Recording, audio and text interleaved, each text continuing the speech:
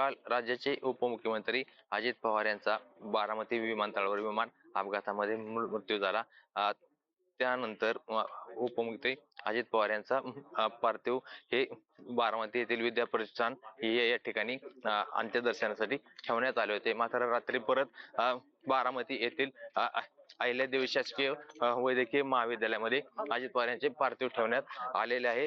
दादा गेले हे अजिबात असं वाटत नाही.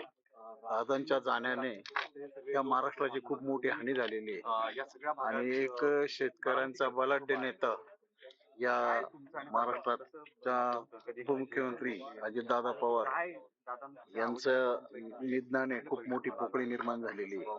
आपण या ठिकाणी पाहू शकता. या ठिकाणी ही जी शववाहिनी आहे या शववाहिनीतून उपमुख्यमंत्री अजित पवार यांचं पार्थिव अजित पवार यांच्या गावी काटेवाडी या ठिकाणी नेण्यात येणार आहे आणि त्यानंतर बारामती येथे आल्यानंतर गदिमा सभागृहापासून उपमुख्यमंत्री अजित पवार यांची अंत्ययात्रा निघणार आहे आणि विविध परिसराच्या मैदानावर उपमुख्यमंत्री अजित पवार यांना शासकीय इतमामध्ये अंत्यसंस्कार करण्यात येणार आहेत. मंगेश कचरे, साम टीव्ही न्यूज, बारामती.